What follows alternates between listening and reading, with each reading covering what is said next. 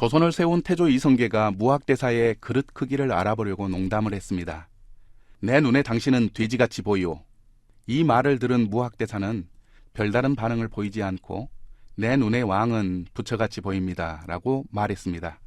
기분이 좋아진 태조 이성계는 정말 내가 부처같이 보이오 라고 묻자 무학대사는 이렇게 대답했습니다. 불시불 돈시돈. 즉 부처의 눈에는 부처만 보이고 돼지의 눈에는 돼지만 보인다고 말했습니다. 그래서 불시불 돈시도는 마음이 더러우면 더러운 것만 보이고 마음이 깨끗하면 깨끗한 것만 보인다는 뜻을 가집니다. 불시불 돈시돈과 같은 문장을 만들 수 있는데 영시역, 육시육이라고 말할 수 있습니다. 영시역, 육시육은 영적인 눈에는 영적인 것이 보이고 육신적인 눈에는 육신적이 보인다는 뜻입니다. 로마서 8장 5절부터 6절을 보면 육신을 따르는 자는 육신의 일을, 영을 따르는 자는 영의 일을 생각하나니 육신의 생각은 사망이요 영의 생각은 생명과 평안이니라 라고 말씀합니다. 특히 자연은 우리가 영적인 것을 생각하는지 육신적인 것을 생각하는지를 보여주는 지표라고 생각합니다. 청취자 여러분, 여러분은 하나님을 생각하고 찾는 영적인 눈으로 자연을 바라봅니까? 아니면 하나님과 상관없는 육신적인 눈으로 자연을 바라봅니까? 저는 오늘 영적인 눈으로 자연을 바라볼 때 얻을 수 있는 6가지 유익에 대해 말씀드리고 싶습니다. 첫째, 자연을 보면 창조주 하나님을 생각할 수 있습니다. 낮과 밤, 하늘과 땅과 바다. 이 이름들은 어디서 왔을까요? 이 이름들을 누가 지었을까요? 이 이름들은 하나님이 지어준 이름들입니다. 창세기 1장을 보면 하나님께서 천지를 창조하실 때 빛을 낮이라 부르시고 어둠을 밤이라고 불렀습니다. 궁창을 하늘이라고 부르시고 모인 물을 바다라고 부르시고 드러난 묻을 땅이라고 부르셨습니다. 그렇습니다.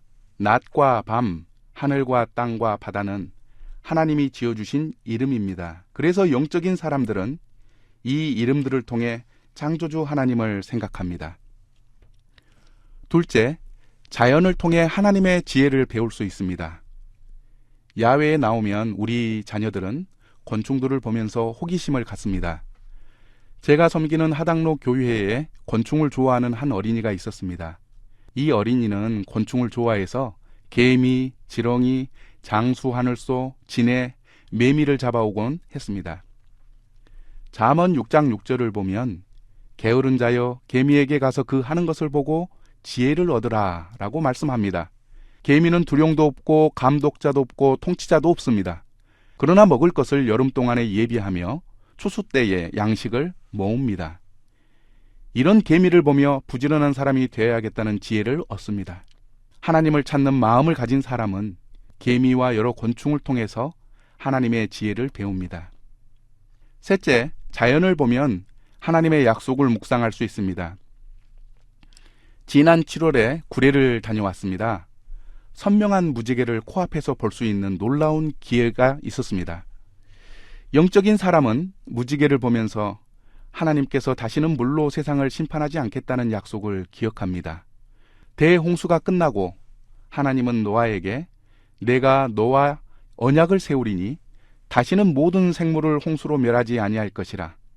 땅을 멸할 홍수가 다시 있지 아니하리라 약속하시며 약속의 증거로 무지개를 구름 사이에 두었습니다. 영적인 시각을 가진 사람들은 무지개를 보면서 하나님의 언약을 생각합니다. 넷째, 자연을 볼 때 우리는 우리를 입히시고 먹이시는 하나님을 알게 됩니다. 우리가 사는 목포에는 유달산, 양을산, 이밤산 그리고 부주산이 있습니다. 초록초록한 이 산에서 새와 꽃과 들풀들을 볼 수 있습니다.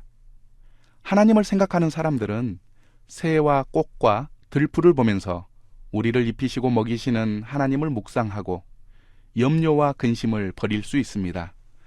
마태복음 6장 26절부터 30절의 말씀은 공중의 새를 보라.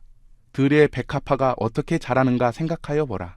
오늘 있다가 내일 아궁이에 던져지는 들풀도 하나님이 이렇게 입히시거든 하물며 너희일까 보냐.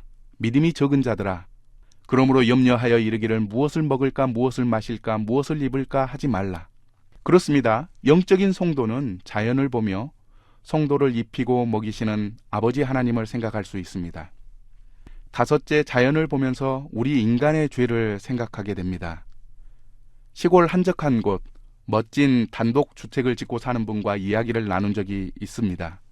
생각과 다르게 시골살이가 멋있지 않고 너무나 힘들다고 합니다. 왜 힘들까요? 잡초가 너무나도 잘 자라서 조금만 돌보지 않으면 모든 것이 엉망이 된다고 합니다. 도대체 잡초는 어디서 온 것일까요? 어디서 시작되었을까요? 창세기 3장 18절을 보면 땅이 내게 가시덤불과 엉겅퀴를 낼 것이라 라고 말씀합니다. 인간의 죄의 결과로 땅은 가시덤불과 엉겅퀴를 내게 되었습니다. 이 죄의 결과가 여전히 우리를 괴롭히고 있습니다. 죄의 최종적인 형벌은 영원한 지옥입니다. 로마서 8장 22절을 보면 자연은 인간의 죄로 인해 탄식과 고통 가운데 있습니다. 그리고 창조의 원래 모습으로 회복되기를 간절히 기다리고 있습니다. 그러므로 영적인 시각을 가진 우리는 자연을 보면서 우리 인간의 죄와 죄의 형벌을 생각할 수 있습니다. 마지막으로 자연을 보면서 예수님의 다시 오심을 소망합니다. 몇 년 전 여름, 평소에 볼 수 없었던 특별한 모양의 구름이 하늘 높이 피어올랐습니다. 그때 많은 성도님들이 주님이 다시 오실 것을 고대하면서 서로 전화하고 교제했던 적이 있습니다. 사도행전 1장 9절부터 11절을 보면 그들이 보는데 올려져 가시니 구름이 그를 가리어 보이지 않게 하더라. 올라가실 때에 제자들이 자세히 하늘을 쳐다보고 있는데 흰옷 입은 두 사람이 그들 곁에 서서 이르되 갈릴리 사람들아 어찌하여 서서 하늘을 쳐다보느냐? 너희 가운데서 하늘로 올려지신 이 예수는 하늘로 가심을 본 그대로 오시리라 라고 말씀합니다. 또 데살로니가전서 4장 17절을 보면 우리 살아남은 자들도 그들과 함께 구름 속으로 끌어올려 공중에서 주를 영접하게 하시리니 그리하여 우리가 항상 주와 함께 있으리라 라고 말씀합니다. 이 말씀을 알고 있는 영적인 사람들은 구름을 보면, 특히 이상한 모양의 구름을 보면 주님이 다시 오심을 간절히 소망합니다. 그렇습니다. 영적인 성도는 특별한 모양의 구름을 보면서 재림하시는 예수님을 영접하는 소망을 가질 수 있습니다. 저는 오늘 영시영, 육시육, 즉 영적인 눈에는 영적인 것이 보이고 육신적인 눈에는 육신적이 보인다는 말씀을 드렸습니다.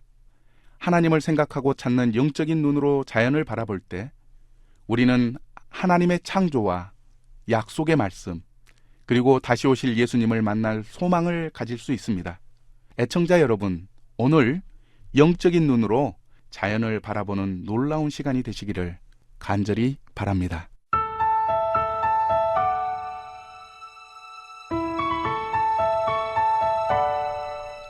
이 시간 방송 들으시고 신앙생활에 도움받기 원하시는 분은 지역번호 061-283국에 1409번 283-1409번 목포 하당로 교회나 284국에 9000번 284-9000번 목포 극동방송으로 전화 주시기 바랍니다.